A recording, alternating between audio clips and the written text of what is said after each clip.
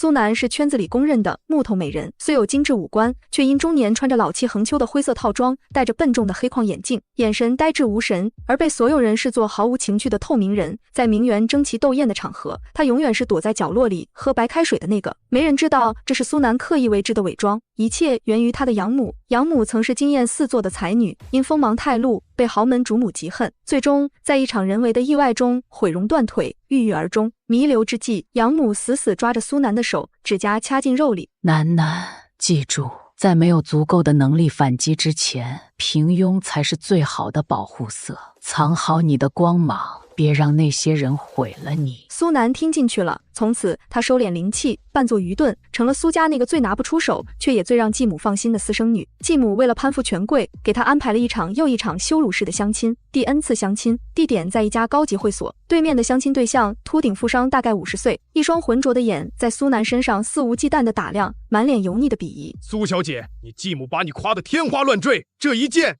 真是倒胃口。苏楠垂着眼，盯着桌布上的花纹，一言不发。哑巴了，就你这副死样，除了我谁肯要你，也不撒泡尿照照。苏楠放在膝盖上的手微微收紧，富商见他不反抗，愈发嚣张，端起一杯红酒，直接泼在他那件灰色的衬衫上。醒醒神吧，丧气货！酒液冰冷，顺着领口渗进去。苏楠猛地抬头，刚要发作，把这只手剁了！一道低沉、毫无温度的声音在包厢门口炸响。苏楠回头，撞入一双深不见底的黑眸。男人一身纯黑手工西装，立在光影交界处，五官如刀刻般凌厉冷峻，浑身散发着生人勿近的肃杀之气。他是傅金川，傅家这一代手段最狠绝的掌权人，金圈令人闻风丧胆的活阎王。傅总！富商瞬间吓得醒酒，腿软跪地。傅金川没看他一眼，只对身后的保镖做了个手势。惨叫声随即响起，富商被像拖死狗一样拖了出去。傅金川迈着长腿走进来，随手脱下沾了些许烟味的外套，扔在苏楠身上，盖着。苏楠愣愣地抱着那件带着他体温的外套。你是苏家的人？他居高临下地睨着他，眼神淡漠的像看一件物品。不想被当作垃圾处理，就学会借势。说完，他转身离去。苏楠望着他决绝的背影，那颗沉寂多年的心乱了一拍。他记住了这个男人，然而没等他想好如何报恩，傅金川的特助竟带着一纸婚书找上门。苏小姐，即使你名声不佳，性格木讷，但胜在身家清白。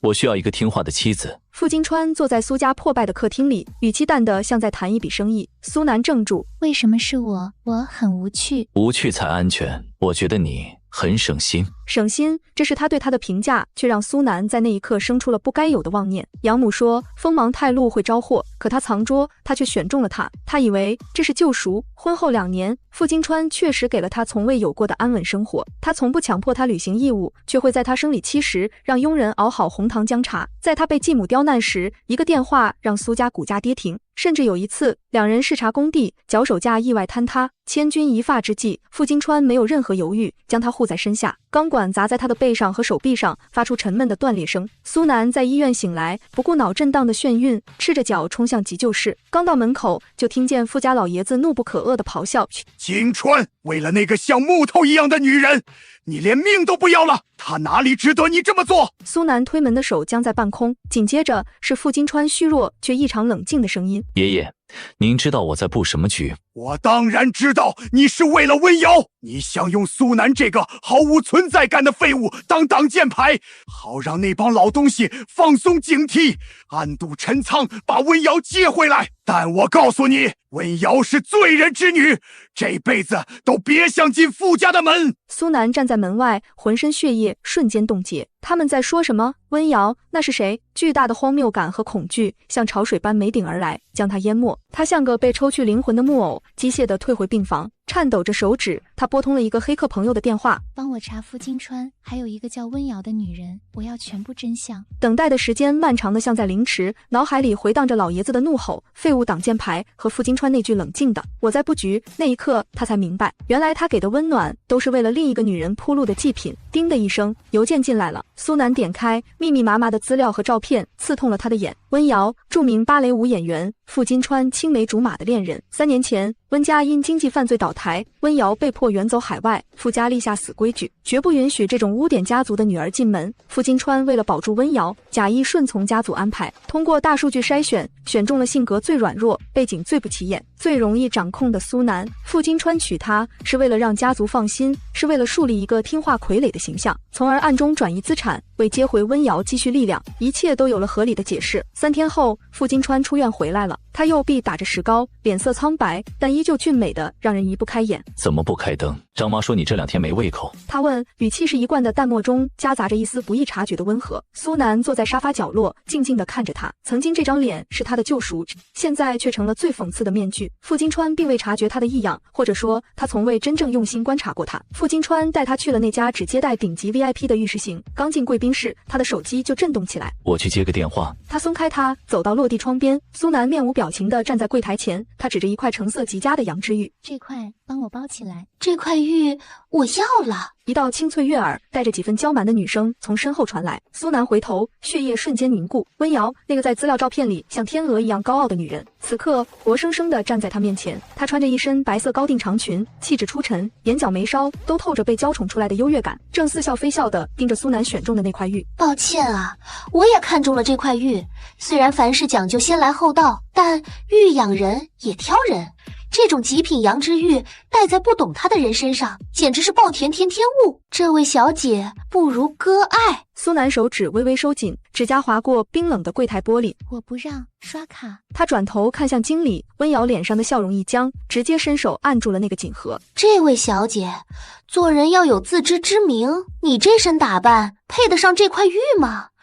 多少钱？我双倍补给你，别不识抬举。两人僵持不下，空气仿佛凝固。在吵什么？苏南，温瑶是我以前的一个世交妹妹，她刚回国，有些任性，一块玉而已，再去挑别的。苏南抬起头，隔着厚厚的镜片看进他眼底。你不如直接说实话，你说他更衬这块玉，不就是觉得我这种人配不上这种好东西，只配捡剩下的吗？傅金川明显愣了一下，他似乎没料到一向木讷顺从的苏南会这样尖锐的反问，更没料到他会撕开这层遮羞布。我没那个意思，如果我看清你，当初何必娶你？何必娶她？这句话像一记耳光，狠狠扇在苏南脸上，火辣辣的疼。是啊，何必？因为他平庸的恰到好处，是最完美的挡箭牌，是能让傅家放松警惕的最佳烟雾弹。这20多年，为了生存，他听惯了嘲讽。可傅金川不一样，这2年他偶尔流露出的温情，他在废墟下护住他的身躯，让他在绝望中生出一丝名为家的幻想，然后再由他亲手用最残忍、最理所当然的方式将这幻想摔得粉碎。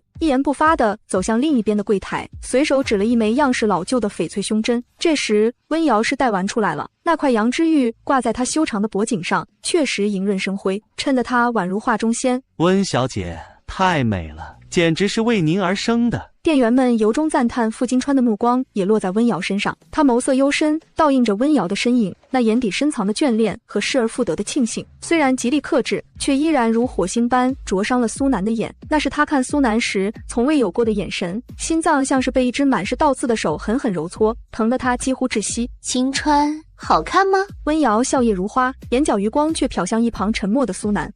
很好。傅金川点头，语气笃定。温瑶笑得更甜了，他走到傅金川身边，自然地挽起他的手臂。对了，听说今晚你要给嫂子过生日，在琉璃阁顶层。是。傅金川没有抽回手。我正好也没吃饭，嫂子不介意多添一副碗筷吧？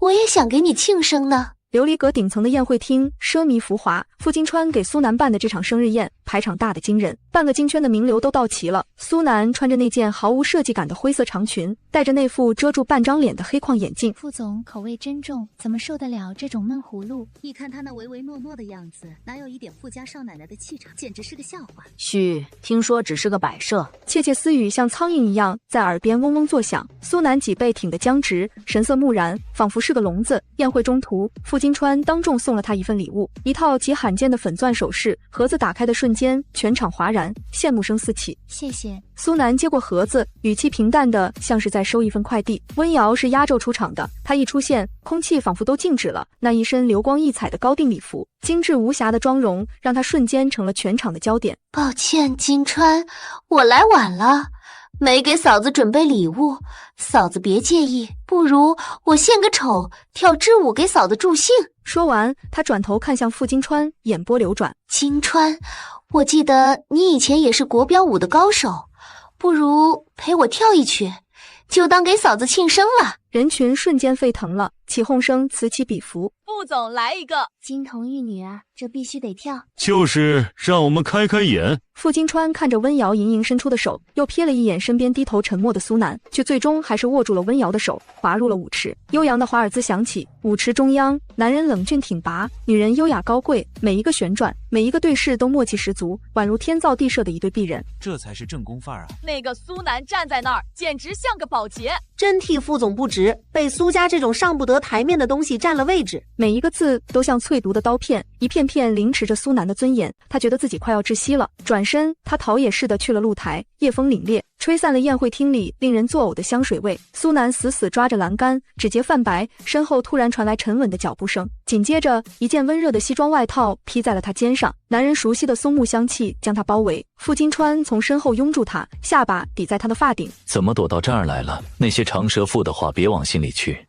你是傅太太，没人敢真把你怎么样。苏南身体僵硬，没有回头。傅金川以为他在使小性子，手臂收紧了些，语气放软，带着一丝少见的诱哄。楠，我说过你很省心，这就够了，不用在意别人的眼光，我护着你。护着他，苏南眼眶发酸，差点笑出声。这就是他的护着，在众目睽睽之下抛下妻子去陪白月光跳舞，用羞辱他的方式来保护。傅金川见他不说话，以为安抚奏效。就在这时，哐当，露台的玻璃门被人猛地撞开。温瑶站在门口，脸上的笑容僵住，死死盯着拥抱在一起的两人。尤其是傅金川埋首在苏南颈间的亲昵姿态，他的眼圈瞬间红了，泪水在眼眶里打转。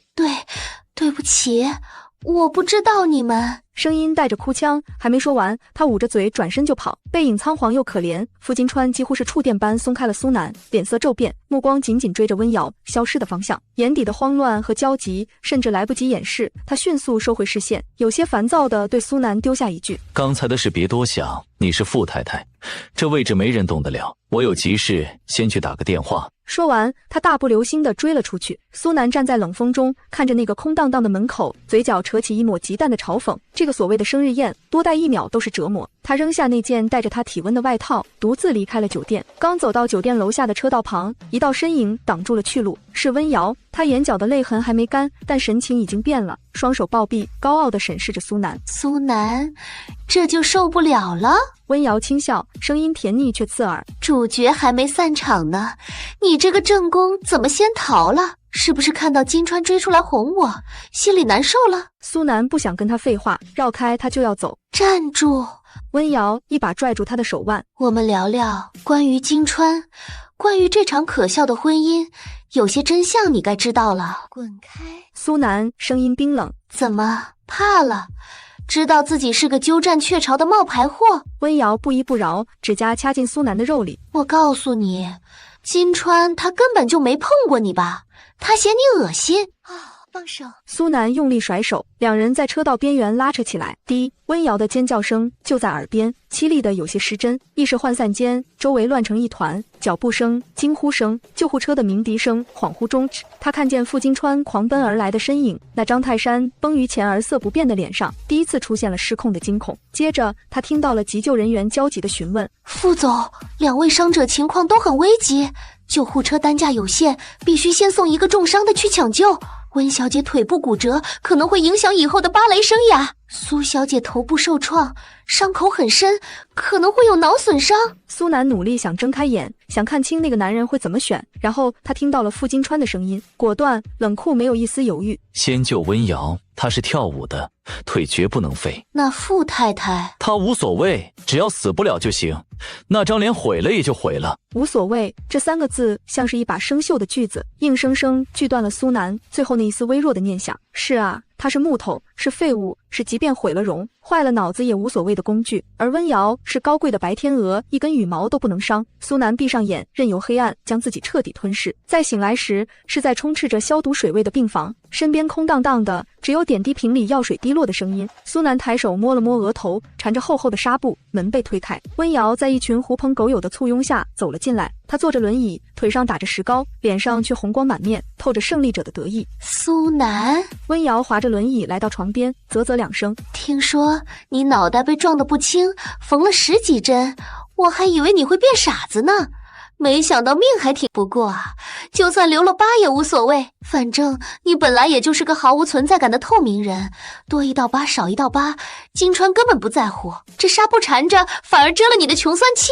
他身后那群男女发出恶意的哄笑，苏南闭着眼，连看都懒得看这群跳梁小丑。滚出去！温瑶还没发话，他旁边一个穿着铆钉皮衣、染着黄毛的富二代先闸了。操，给脸不要脸！瑶瑶好心来看你这个疯婆子，你敢叫她滚？苏家怎么教出你这种没教养的东西？苏南睁开眼，目光冷冷地扫过那人，最后落在温瑶脸上。带着你的狗滚！这里是医院。你说谁是狗？黄毛暴怒，冲上来就要动手。苏南身体虚弱，根本躲不开，眼看巴掌要落下，旁边一个穿着花衬衫、眼神淫邪的男人拦住了黄毛。哎，打女人多没品。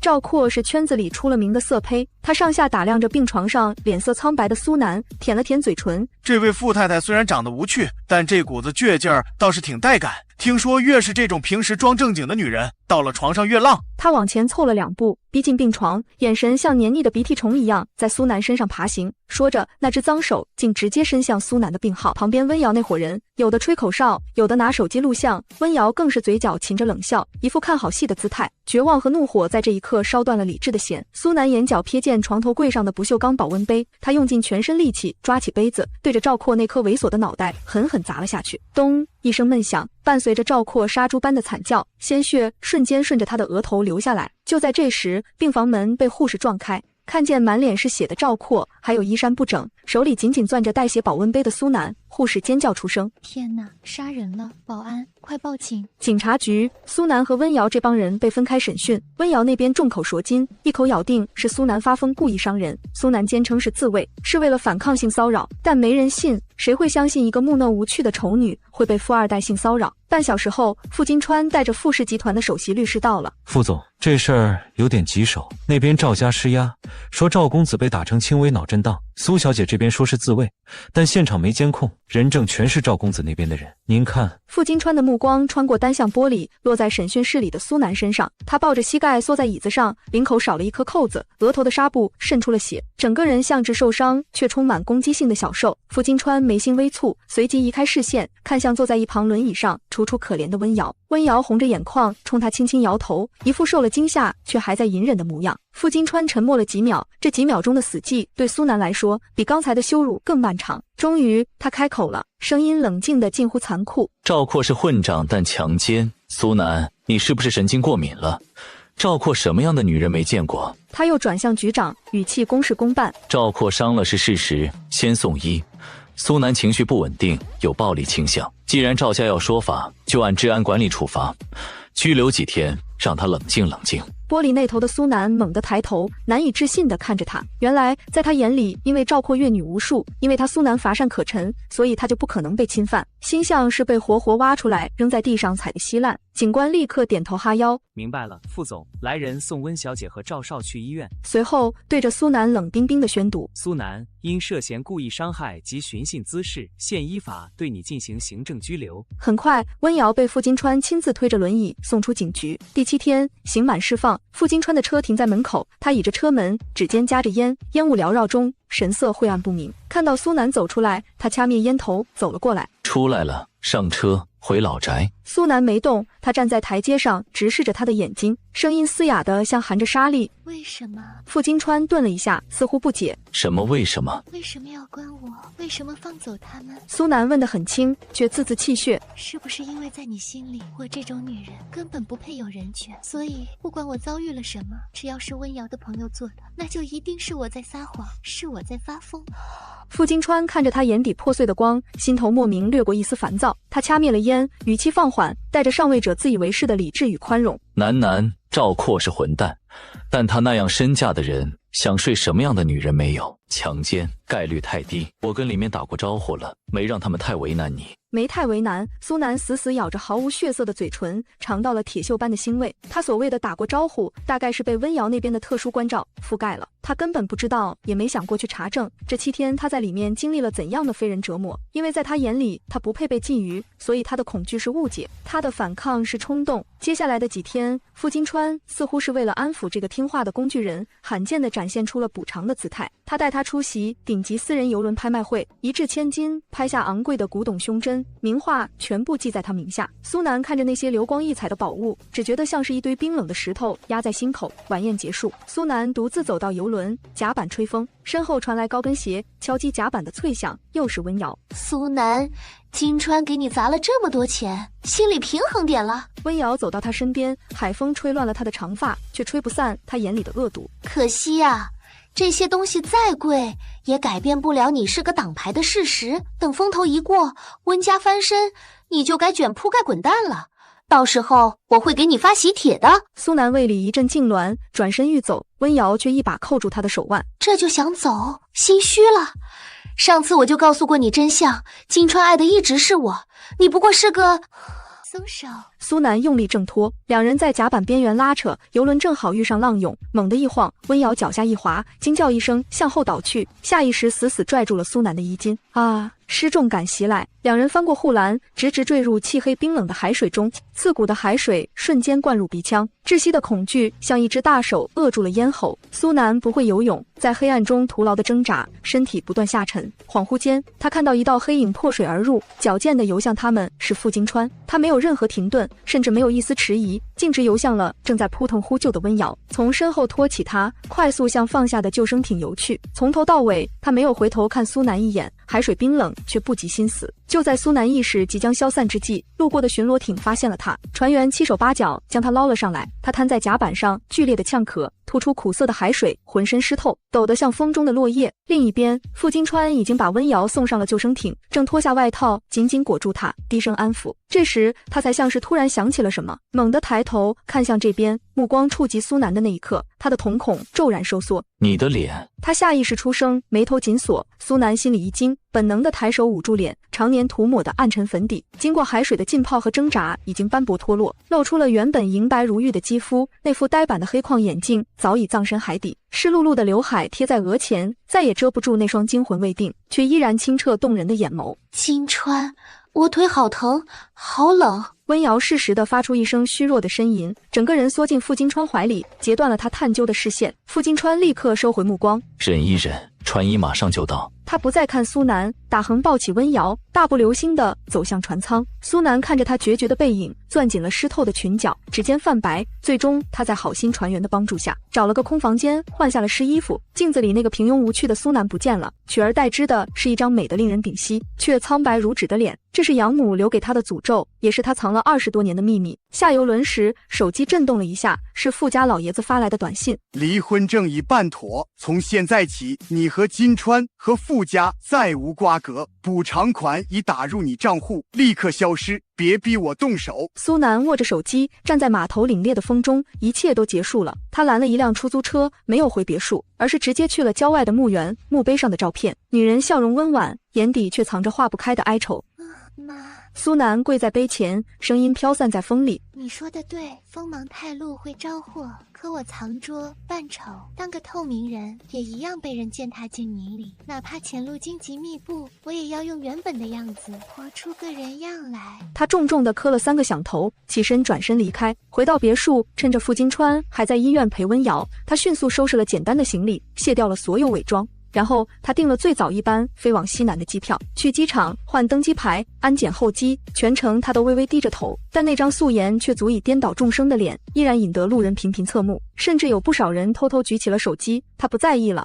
飞机呼啸着冲入云霄，将这座承载了他2年屈辱与虚妄的城市狠狠甩在身后。而在他离开后不久，机场路人偷拍的一组照片，像病毒一样在网络上疯传，迅速霸占了同城热搜。拜机场惊现素颜，神颜美女，拽着清冷破碎，感觉了是哪个不出道的明星吗？3分钟，我要这个小姐姐的全部资料词。很快，有人在评论区弱弱的爆料，这好像是傅家那个木头前妻苏南。一时激起千层浪，卧槽，那个传闻中唯唯诺诺、丑的拿不出手的苏南，这是一个人。这颜值如果是丑女，那我是什么山顶洞人吗？反转了，原来是故意扮丑藏拙，为什么啊？随着热度攀升，有知情人士挖出了陈年旧事，苏南养母当年因美貌招致大祸，惨遭毁容断腿的往事被扒出。结合苏南多年来雷打不动的低调扮丑，一篇名为《两代红颜劫，母亲含恨而终，女儿自污保命》的文章横空出世，瞬间引爆了全网的同情与愤怒。太好哭了，原来他是为了保护自己。豪门果然吃人不吐骨头，难怪他要藏起来。之前骂他配不上傅金川的人呢，脸肿了吗？傅金川是个瞎子吗？放着这样的角色老婆，不要去捧那个虚伪的温瑶。事件发酵到顶峰时，傅金川正在傅氏集团总部顶层召开一场关于海外并购案的紧急董事会，气氛凝重。他听着汇报，眉宇间尽是冷厉，直到特助邵恒脸色惨白地闯进来，顾不得礼仪，将平板电脑颤颤巍巍地放在他面前。傅总，您看看这个。傅金川不悦地皱眉，视线扫过屏幕，瞬间定格。屏幕上是一张机场抓拍的高清图，女人穿着米色风衣，长发随意披散，没有了厚重的刘海，没有了呆板的黑框眼镜，没有了灰扑扑的妆容，是她却又全然不是她。这是苏南，是他名义上的妻子，是他这3年来从未正眼看过的女人。傅金川的手指猛地收紧，指节因为用力而泛白。他死死盯着照片，又机械地滑动屏幕，看到底下网友扒出的关于他养母的悲惨往事，以及对他多年隐忍扮丑的推测。傅金川的心脏像是被什么东西重重击了一拳，钝痛感顺着神经末梢迅速蔓延。会议室里死一般的寂静，所有董事都震惊地看着那个泰山崩于前而色不变的年轻掌权人，此刻脸上竟出现了一瞬间的空白与慌乱。散会。傅金川豁然起身，椅子在地板上划出刺耳的尖叫，他抓起平板，大步流星地走出会议室，留下一屋子面面相觑的高管。傅金川猛地抬头，拨通了老爷子的电话，电话那头传来老爷子的声音：金川呐，事已至此，你也别闹了。那个女人识趣，拿着钱滚了，正好给温瑶腾位置。虽然温家现在还没翻身，但只要你在。他什么时候找的你？傅金川打断他，声音在颤抖：就你住院那次，他从医院跑出来就给我打电话，说这婚他离定了，1分钱不要，只要立刻解脱。我看他倒是比你有决断。医院，他被砸伤住院那次。傅金川脑中嗡的一声，他猛地想起那天老爷子来病房发飙的情景。你想用苏南这个毫无存在感的废物当挡箭牌，我当然知道你是为了温瑶。当时老爷子的咆哮声震耳欲聋，而苏南的病房就在隔壁。一个令人窒息的猜想如同毒藤般缠绕上他的心脏。搜寻并没有想象中顺利，苏南既然决定离开，就做得干脆利落。邵恒查到的信息显示，他用身份证买了一张飞往云南的单程票。傅金川连夜飞了过去，可到了昆明，线索就断了。他没有入住任何联网的酒店，没有再购买任何车票机票，他像是一滴水汇入了大海，消失在那片崇山峻岭中。傅金川不死心，带着人把周边的旅游城市翻了个底朝天，依然一无所获。日子一天天过去，傅金川的冷静与自持随着时间的流逝一点点崩塌。他开始彻夜失眠，烟瘾大得吓人，开会时经常走神，盯着虚空中的某一点发呆。温瑶察觉到了危机，不顾腿伤未愈，拄着拐杖闯到了公司。在地下车库，他拦住了傅金川的车。金川，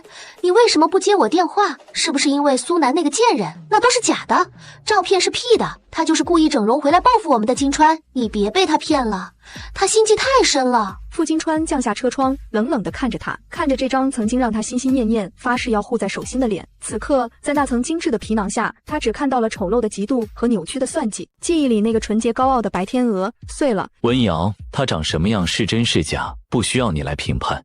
至于他配不配，我说了算。金川，你……还有，赵括在警局对苏南做了什么？你在拘留所让人对他做了什么？别以为我真的查不到。搜寻工作从一开始就陷入了泥潭，江南的水乡古镇多如牛毛，苏南就像一粒沙掉进了海里。傅金川拿着那张从论坛上截下来的模糊背影图，哪怕动用了傅氏所有的情报网，也只能将范围缩小到这一片水系纵横的区域。他只能用最笨的办法，一家一家客栈去问，一条一条巷子去找。请问见过照片上这个人吗？没有。这背影看着眼熟，哎呀，想不起来了。每天游客那么多。连续3天，傅金川几乎没合眼，他引以为傲的冷静自持在一次次摇头中被消磨殆尽，取而代之的是一种濒临失控的焦躁。夜晚，古镇下起了淅沥的小雨，傅金川走进一家临河的小酒馆避雨，酒馆里光线昏暗，只有几个散客，驻唱歌手抱着吉他，低声哼唱着一首不知名的民谣。他坐在角落，点了一杯烈酒，却一口没动，目光空洞地盯着窗外被雨水打湿的青石板路，直到一抹月白色的身影猝不及防地撞入他的视线。吧台尽头，一个穿着改良式旗袍的女子正背对着他坐着，她手里握着一支铅笔，在素描本上涂涂画画，露出一截修长优美的脖颈，那是一种即使在背影里都能透出的清冷入骨的风情。傅金川的呼吸在那一瞬间停滞了，心脏像是被一只无形的手狠狠攥住，血液倒流，耳边除了自己剧烈的心跳声再无其他。他猛地起身，椅子被撞翻在地，发出巨响，引得周围人侧目，但他管不了那么多，跌撞地冲到吧台边，颤抖着手一把扣住了那个纤细的手腕。苏南笔尖一顿，缓缓回头，在看清来人的那一刻，他那双总是古井无波的眸子里极快地划过一丝波澜，但也仅仅是一瞬，随即便恢复了死一般的沉寂。先生，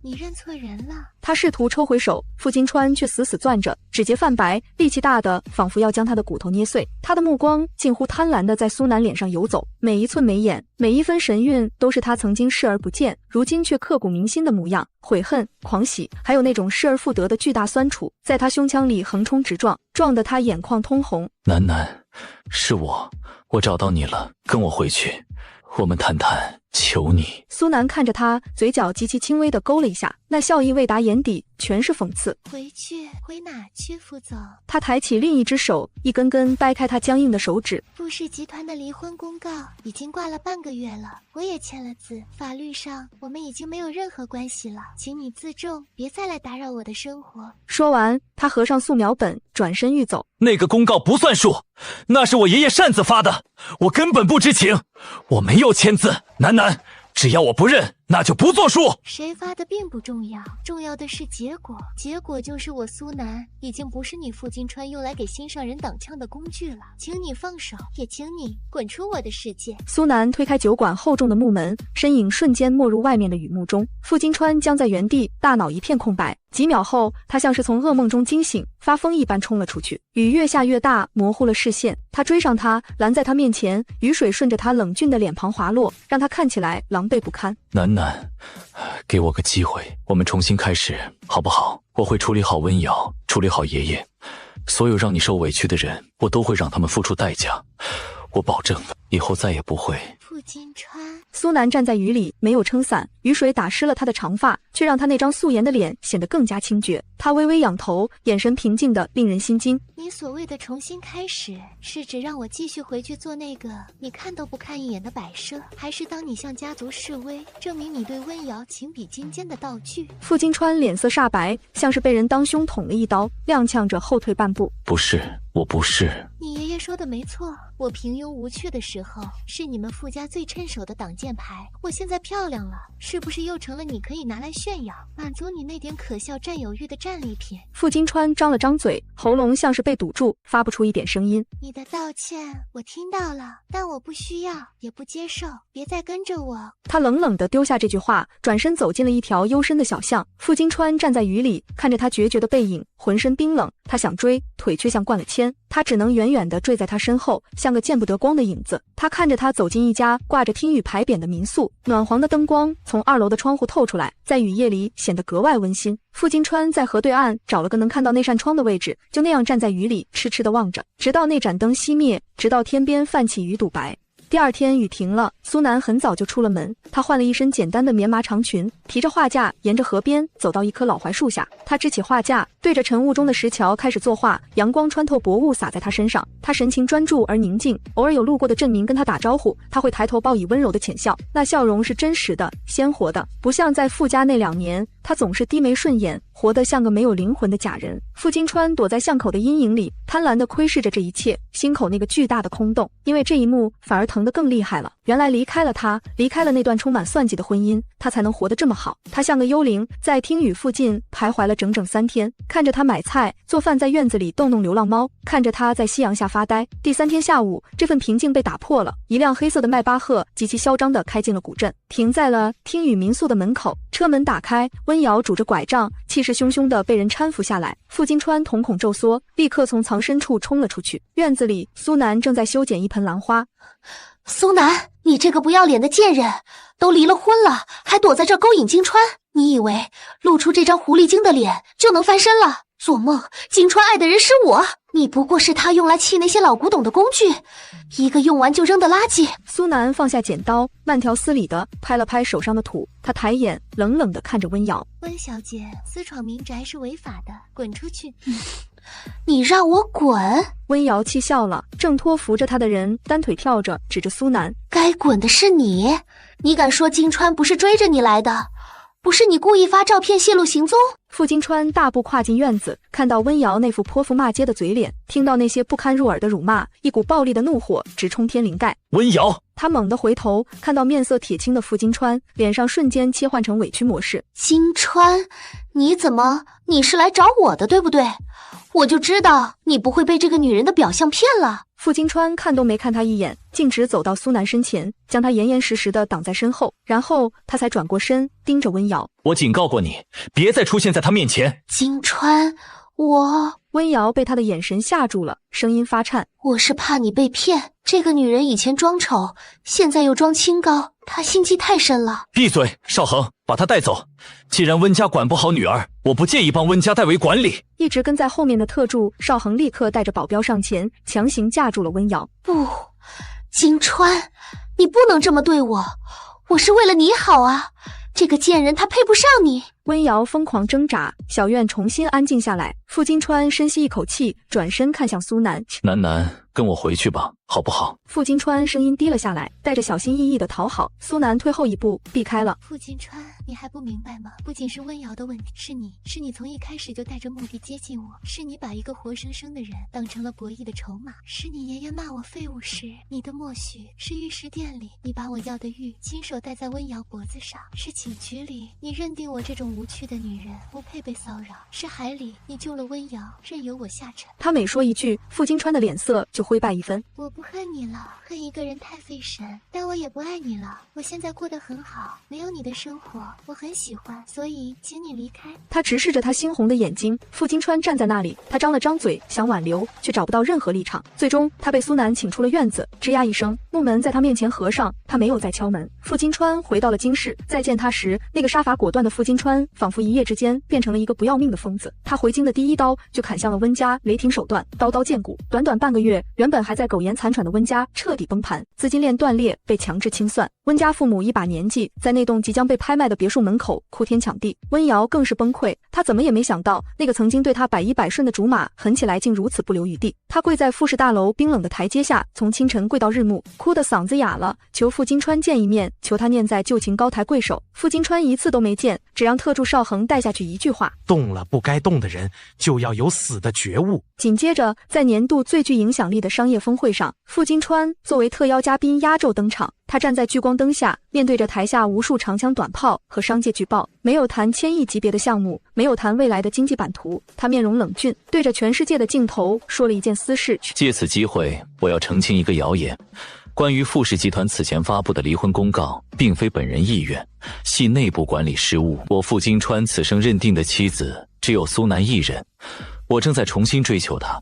在这期间，任何试图打扰她、伤害她的人或媒体，富士必将追究到底，给我也给他一点时间和空间。新闻瞬间引爆全网，傅金川唯一的妻子苏南富士掌权人公开追妻，海霸总文学照进现实搜热搜，后面跟着深红色的豹子。傅家老爷子看到直播，气得当场砸了那套心爱的紫砂壶。他冲进公司，拐杖敲得地板震天响，指着傅金川怒吼：你疯了！为了一个那样平庸的女人，你把温家逼死，现在还当着全世界的面打我的脸，你把傅家的颜面置于何地？傅金川坐在宽大的办公桌后，头都没抬，在那份关于苏南安保升级的文件上签下名字。爷爷，如果您还想让我在这个位置上坐下去，就请尊重我的决定。你为了那个女人，连爷爷都不要了。傅金川站起身，如果在他和傅家之间非选不可，我选他。老爷子踉跄一步，跌坐在沙发上，看着这个自己一手培养出来的，如今却彻底失控的孙子，满眼惊骇。傅金川没有再去那个古镇，他怕自己控制不住想要见他的欲望，怕再次把他吓跑。但他换了一种方式，像空气一样渗透进他的生活。每一天，苏南都会收到包裹，有时是一盒顶级的矿物颜料，那是他在市面上找了很久都买不到的孤品。卡片上没有落款，只有一行打印的字，这栏像江南的雨。有时是一张画展的 VIP 门票，位置是全场视野最好的，日期是他刚好空闲的周末。有时是几包调理身体的中药包，附带着详细到火候和水量的煎煮说明，甚至还有不知名人士送来的刚出炉的桂花糕，热气腾腾，甜而不腻，正是他小时候最馋的那一口。苏南看着堆在门口的东西，神色淡漠。颜料被他送给了路边写生的穷学生，门票被他夹进书里当了书签，直到过期也未曾拿出来。药包和糕点进了门口的垃圾桶，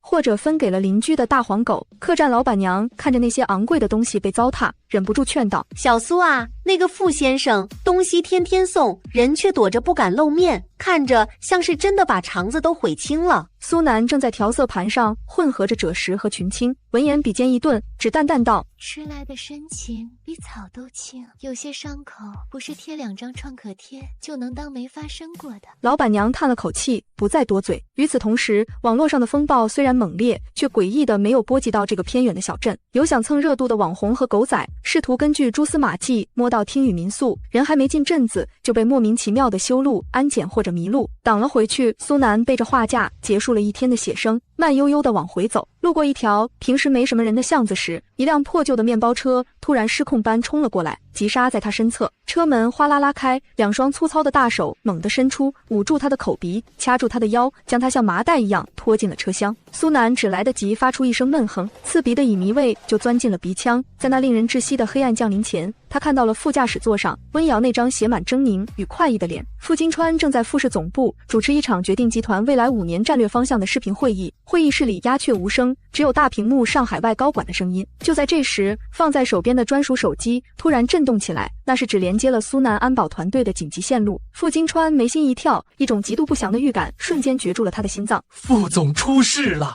苏小姐在巷口被一辆套牌面包车劫走了，对方是有备而来，利用了监控盲区，我们的人跟丢了。位置，最后消失的位置，城西废弃工业园方向，但那边路况复杂，让所有在附近的人都扑过去，封锁所有出城路口。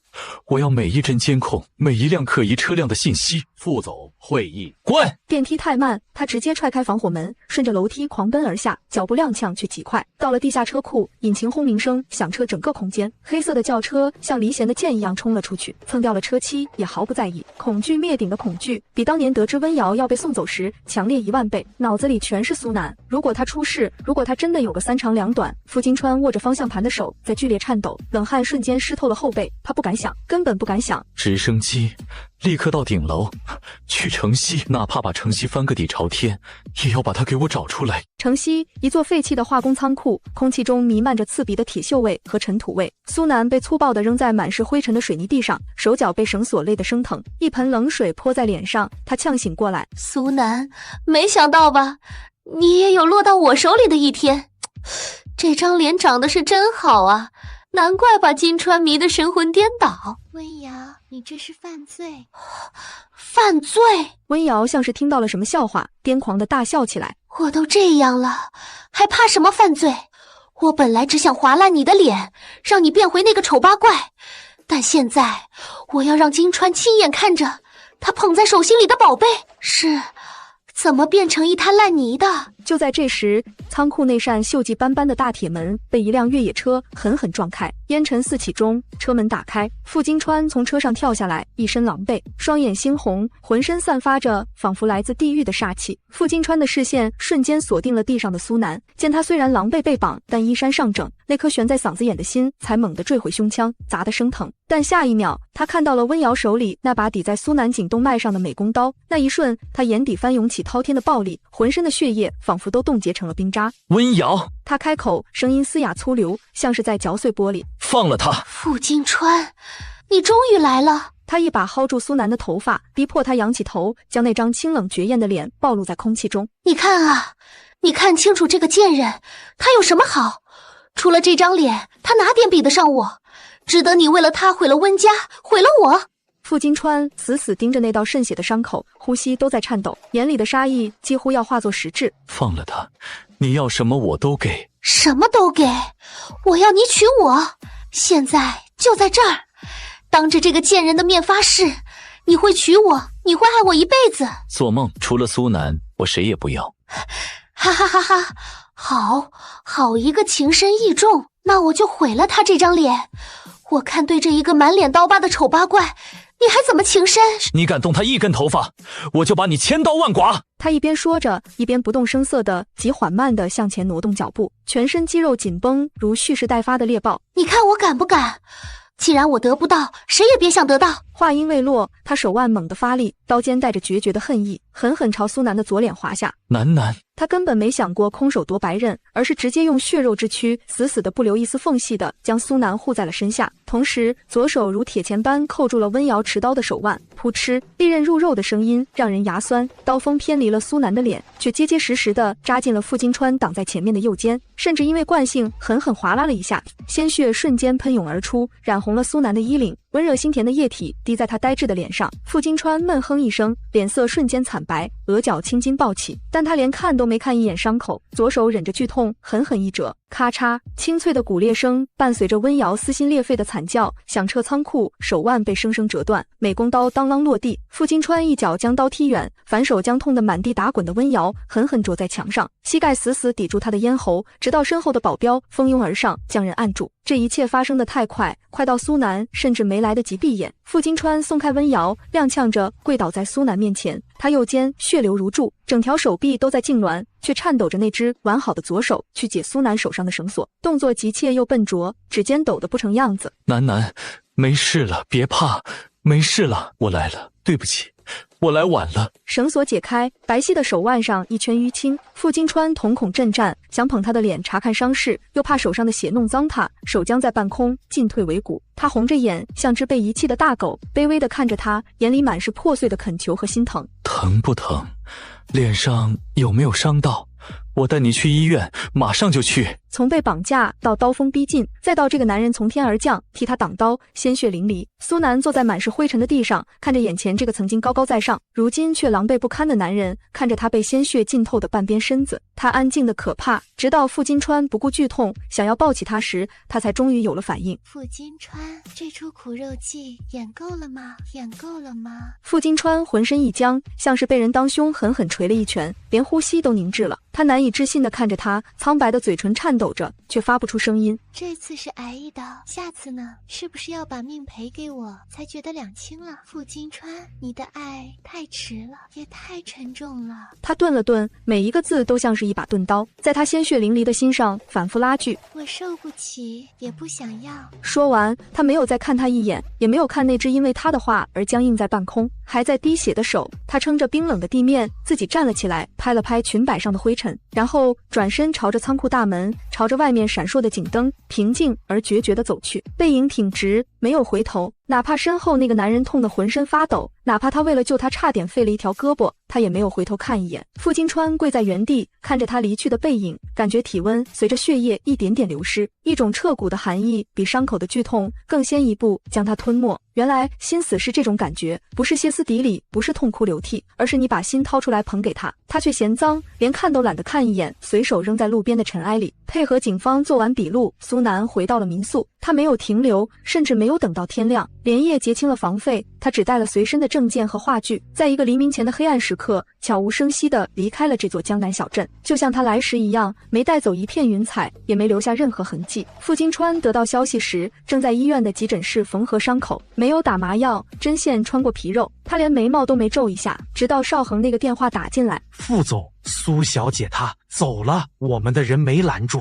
她好像早就规划好了路线，避开了所有的监控。手机从掌心滑落，啪的一声摔在地上，屏幕粉碎。傅金川像是没听见，也没感觉到刚刚缝合好的伤口因为肌肉紧绷而再次崩裂，他只是僵直地坐在那里，看着窗外漆黑的夜色，眼神空洞的像个死人。又一次，他又走了，这一次更加彻底，更加决绝。他连他的命都不要，连他的忏悔都觉得多余。他只要离开他，离得远远的，老死不相往来。巨大的恐慌和无力感像黑色的潮水，瞬间将他淹没。找，继续找。他声音嘶哑，却透着一股强弩之末的偏执。哪怕把地球翻过来，也要找到他。可这一次，苏南就像是彻底蒸发了。他切断了所有的过往，没有使用身份证，没有银行流水，甚至可能换了名字。他用一种最决绝的方式，将自己从他的世界里彻底抹去。时间一天天过去，傅金川的伤口因为反复崩裂感染，引发了高烧，但他拒绝住院，拒绝休息。他像个疯子一样，满世界的找人。终于，身体撑到了极限，在一次深夜的毒瘾中，他胃部剧痛，傅金川倒下了，急性胃出血，伤口严重感染，引发败血症，加上长时间的精神衰弱，他在 ICU 里昏迷了整整3天。出院后的第一件事，他去了精神病院。温瑶被关在最里面的特护病房，短短1个月，那个骄傲的白天鹅已经变得人不人鬼不鬼。他神情恍惚，头发凌乱，看到傅金川时，先是尖叫，然后扑到玻璃上疯狂拍打。金川，你带我走，